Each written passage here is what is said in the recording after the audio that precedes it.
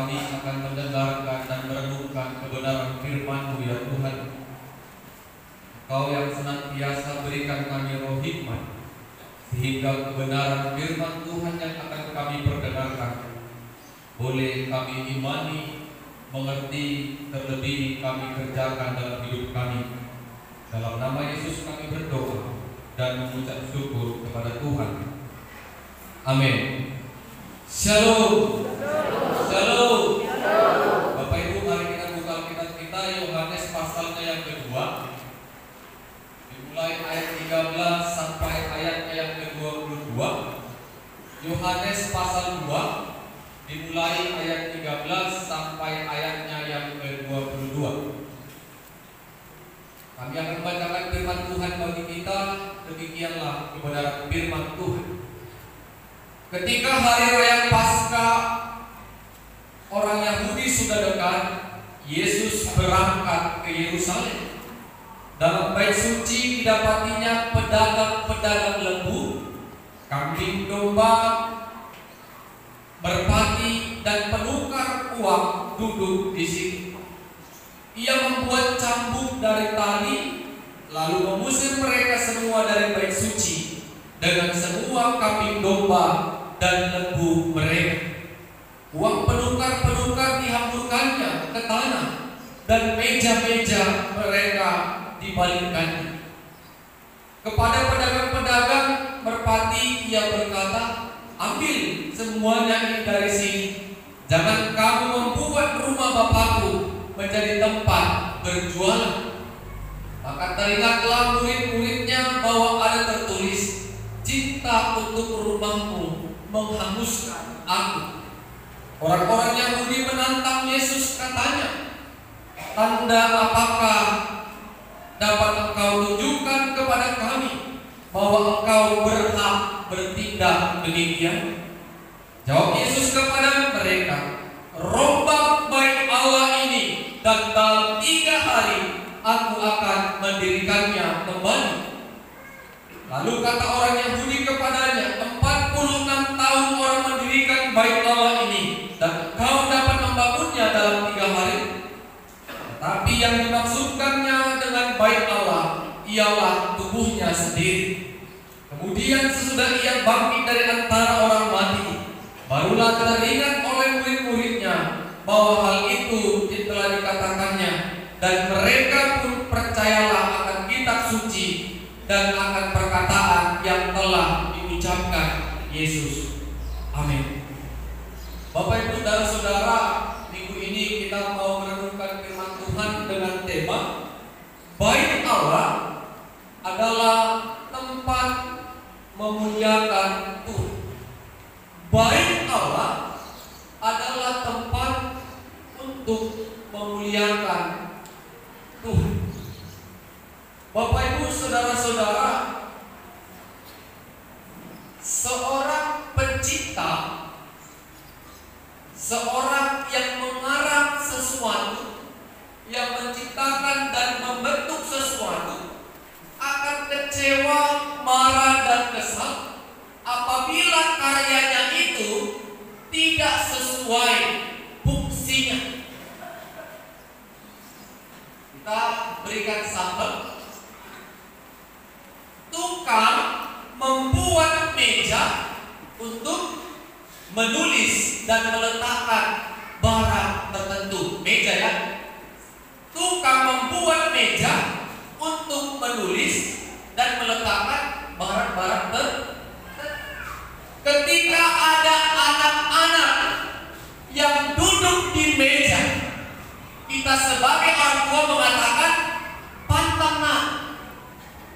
Kalau duduk di meja itu pantang. Kenapa pantang?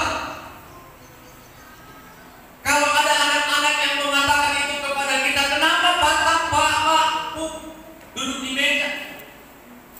Kita bisa katakan, "Karena si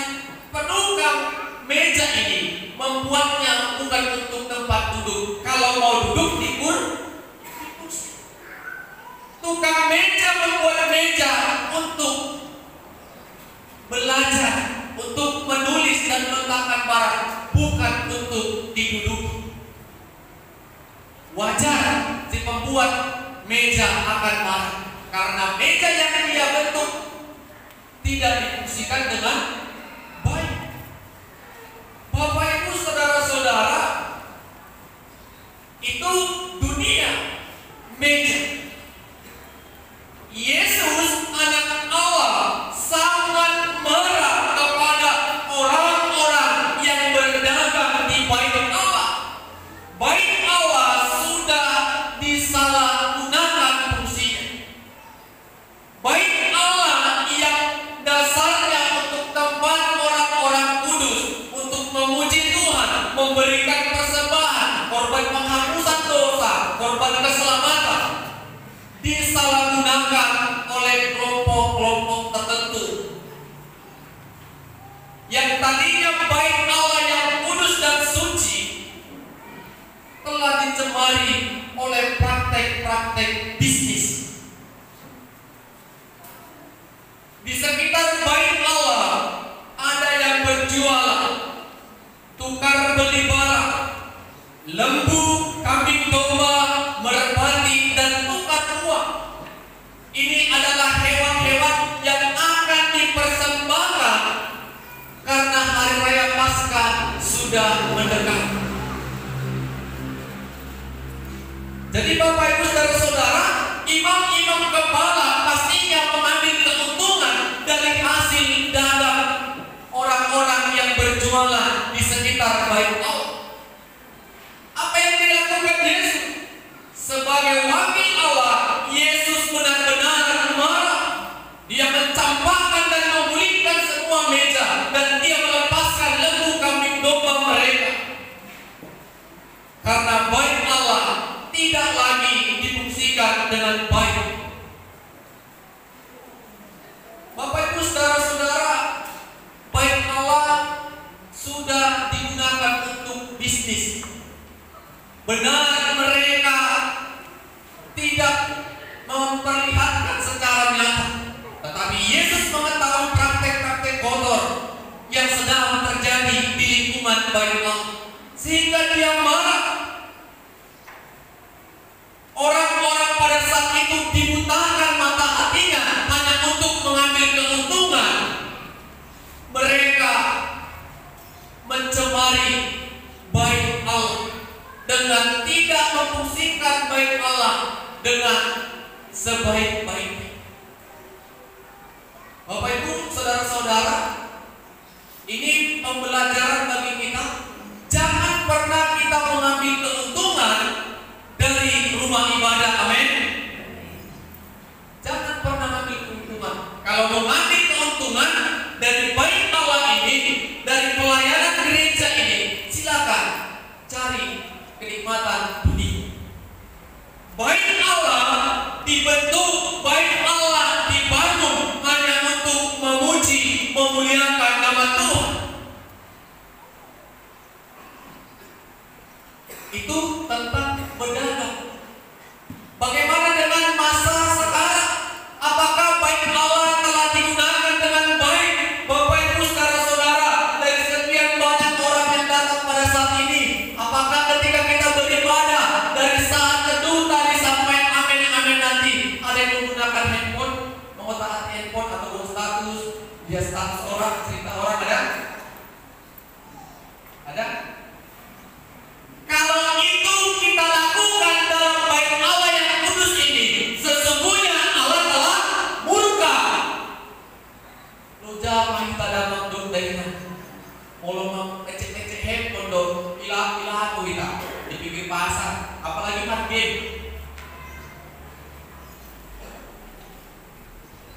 Habis waktu Bapak Ibu, saudara-saudara, habis. Sesungguhnya Bapak Ibu telah mencemari bait Allah, tidak memfungsikan dengan baik. Itu teringat tentang kecapian jantung. Kalau Bapak Ibu gunakan bait Allah ini hanya untuk tidur, pulang. Karena bait Allah bukan untuk apalagi short yang kembali agak ganjang. Cepat namun 5 menit terhilang. Tunduk, mandiri. Itu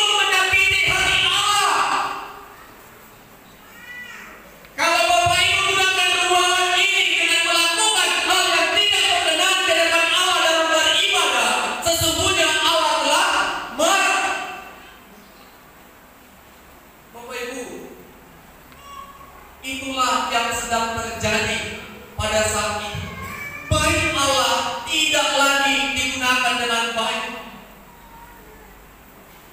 Kalau Bapak Ibu ketika mendengarkan firman Tuhan keluar, bertobatlah.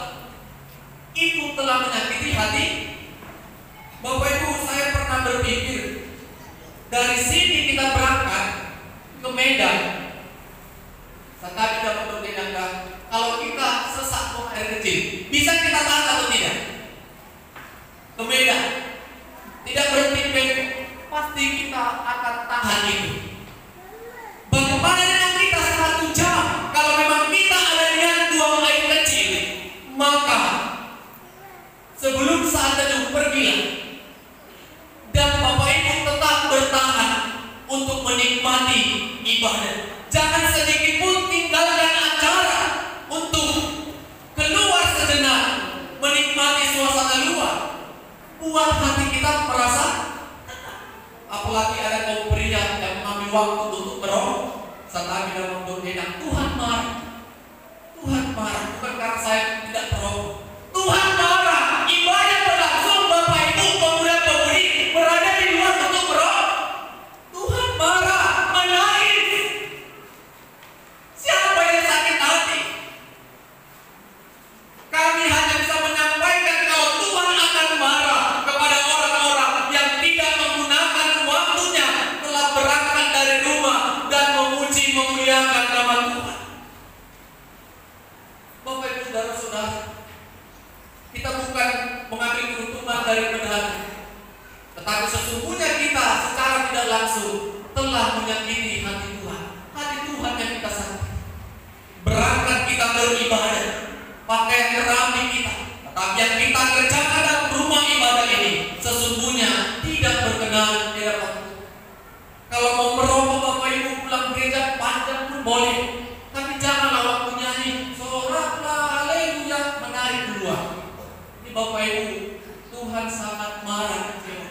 Lebih baik kami sampaikan sekarang daripada nanti Bapak Ibu kami yang akan kena pertanggungjawab.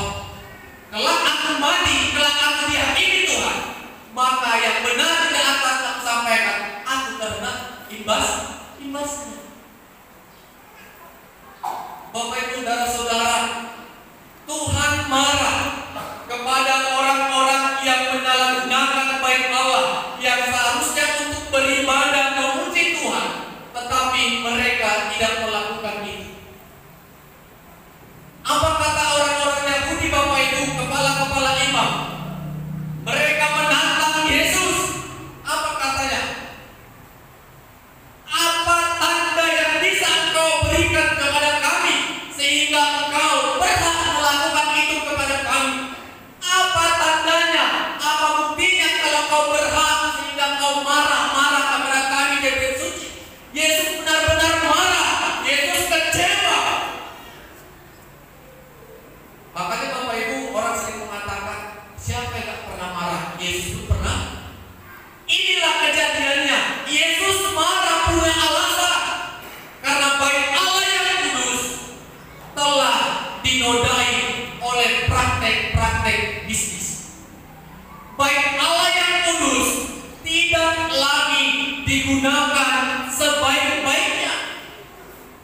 Yesus benar-benar marah, membalikkan mejanya dan melepaskan semua burung merpati, melepaskan lembu dan kambing domba pada saat itu. Apa tanda yang kau berikan? Bapak Ibu, tadi epistel kita orang Yahudi meminta tanda, orang Yunani mencari hikmat. Ini Bapak Ibu, orang Yunani mencari hikmat. Kita kenal orang Yunani adalah orang-orang pintar. Tetapi apa kata epistel tadi Paulus katakan? Hikmat manusia, orang-orang bijaksana akan kulenyap. Kalau dia tidak percaya dan berkenan kepada Tuhan. Apa kata Yesus menjawab tantangan mereka Bapak Ibu? Rombak baik Allah ini, dan selama 3 hari aku akan membangunkannya kembali. Bapak Ibu, mungkin mereka merasa gila Yesus ini. Gila, 46 tahun orang pembangunan selama 3. Tetapi yang dikatakan Yesus bukan bangunan secara fisik atau gedung, tetapi dirinya sebagai bait Allah yang akan mati dan bangkit pada hari yang ketiga. 3 hari aku akan merombaknya kembali. Ketika Yesus katakan itu, Bapak Ibu, setelah peristiwa kebangkitan, Yohanes mencatat ternyata murid-murid semakin percaya akan perkataan dan kitab suci. Itu dapat kita lihat ayat 22. Kemudian sesudah ia bangkit dari antara orang mati, barulah teringat oleh murid-muridnya bahwa hal itu telah dikatakannya, dan mereka pun percaya akan kitab suci dan akan perkataan yang telah diucapkan Yesus. Lampor saya makan kasih sehatnya. Bukan bangunan dalam bentuk fisik yang dimaksud Yesus, tetapi kebangkitannya, kematiannya itulah sesungguhnya bait Allah yang kudus yang akan menyelamatkan mereka dari dosa. Bapak Ibu dan Saudara, apa yang mau kita renungkan dari kebenaran firman Tuhan pada saat ini? Yang pertama, jangan pernah sekalipun mengambil keuntungan dari bait Allah. Baik itu keuntungan pribadi. Bapak Ibu tahu mungkin arti keuntungan yang menguntungkan diri sendiri. Jangan pernah datang ke bait Allah, berkecimpung dalam pelayanan Tuhan, dalam bait Allah yang kudus ini hanya untuk keuntungan sendiri. Tuhan akan mengambil kita satu persatu. Bapak Ibu, kelak kita akan dihakimi. Saya juga was-was, cemas. Begitu banyak jiwa-jiwa yang mulai percayakan kepada kami. Bisakah kami bertanggungjawabkan begitu banyak jiwa-jiwa ini? Sabar malau, apakah kau telah bertanggungjawabkan dan mengerjakan tugas pelayanan dengan baik dengan beberapa tahun di GP Makedonia Kota Seminggu? Ini beban Bapak Ibu, beban yang berat. Semua kita akan dituntut bertanggungjawab. Apakah pernah kita mengambil keuntungan dari bait Allah? GMI Makedonia Kota Seminggu yang megah bangunannya ini, pernahkah kita mengambil keuntungan? Ini koreksi bagi kita. Jangan 1% pun pernah mengambil keuntungan. Amin. Takut kita sama Tuhan, takut sama manusia. Takutlah sama Tuhan. Dan yang kedua, Bapak Ibu, ketika kita diberikan Tuhan kesempatan untuk beribadah, gunakanlah waktu 1,5 jam ini. Tidak sampai 1,5 jam, masih 1 jam. Benar-benar khusus lagi. Fokus kepada Tuhan. Fokus untuk memuliakan handphone ini, Bapak Ibu. Berapa jam nanti kita tinggalkan? Tinggalkanlah Bapak Ibu. Bapak Ibu, sebulan mungkin Bapak Ibu akan merasa berat. Tapi kalau Bapak Ibu sudah melakukan itu dengan semampunya, maka Bapak Ibu akan mempunyai kesenangan dalam hati. Bapak Ibu tidak pernah ikut saya bunyi waktu hari Minggu, apalagi waktu beribadah. Karena apa? Orang tahu saya pelayan. Bapak Ibu, jadikan konsep orang-orang keluarga kita, oh hari Minggu, tanteku, opungku, tulangku, anakku, bereku sedang ke gereja, sehingga nggak punya handphone ini. Tapi kalau tasori kamar Minggu, salib tabur saya handphone, makuli saya, taluri, tersor salib pakai handphone pas pertanyaan saya, gak digugas nih. Karena apa? Kita jalan ke gereja. Kalau semua orang tahu kita memberikan hati selama 1,5 jam setiap hari Minggu, orang akan tahu jam segini hari ini keluarga kami sedang pergi. Tinggalkan sejenak. Bapak Ibu gak rugi meninggalkan handphone 1,5 jam atau 2 jam. Gak rugi. Nanti Bapak Ibu setelah pulang terserah sampai loweng handphonenya, sampai dicas loweng lagi, sampai mati lampu loweng lagi, terserah. Yang penting jangan pernah menyakiti Tuhan di rumah ini. Apalagi kita tidur, ini tegas kami sampaikan Bapak Ibu. Kalau ada mau niat ke gereja malam Minggu, jangan lembur untuk tidur, tapi Tapi kalau jam 3 pagi kita tidur, kemarin minggu jam malu, yakin Bapak Ibu, mata dosa. Awal kita semangat, kita mau korupsikan, semangat dia. Tapi itu akan menjadi batu sandung. Niatkan Bapak Ibu beribadah Sabtu malam, tidur cepat, memang khusus untuk Tuhan di hari benarlah kita memuliakan. Dan yang terakhir Bapak Ibu, kita harus percaya sebentar lagi kita akan mendekati masa-masa malam Paskah, Jumat Agung dan hari kebangkitan atau Paskah. Kematian dan kebangkitan Kristus adalah jalan keselamatan bagi kita, yang menyelamatkan kita dari dosa. Yakinlah Bapak Ibu, iman kita akan sempurna, kesenangan kita akan semakin sempurna ketika keselamatan yang kekal akan menanti kita di depan mata kita ketika hari penghakiman. Bapak Ibu, kata Bapak Ibu, saya tidak berumur. Apakah saya masuk dalam undangan kerajaan Allah? Kalau saya tetap tidak berjaga dan taat melakukan perintah Tuhan, maka saya tidak masuk ke dalam undangan kerajaan Allah. Sekalipun saya guru Injil, sekalipun saya pendeta, kalau saya telah menyakiti hati Tuhan, maka saya tidak layak di hadapan. Jangan Bapak Ibu berpikir, guru Injil malah masuk surga itu. Bapak Ibu, siapa yang bilang saya tidak bisa masuk surga? Hanya Kristuslah yang bisa menjamin saya ketika saya taat setia sampai mati melakukan kehendak Tuhan. Bapak Ibu, mari seperti tema kita ini, gunakanlah gereja ini, gunakanlah persekutuan GKI Makedonia Besar Sepinggan ini hanya untuk bersyukur, memuji Tuhan, memuliakan nama Tuhan. Ingat ya, jangan digunakan untuk menceritai orang lain, jangan digunakan untuk menyakiti hati orang lain, jangan digunakan untuk mencari keuntungan yang berlipat ganda, sehingga Bapak Ibu kita boleh dikoreksi melalui firman Tuhan ini. Roh Kudus yang memampukan kita dan menolong kita untuk mengerjakan firman Tuhan. Amin. Kita berdoa. Terima kasih kami ucapkan kepadamu ya Tuhan, karena pagi menjelang siang ini kami bersyukur firman-Mu telah memberikan kekuatan, telah menyegarkan hati dan pikiran kami.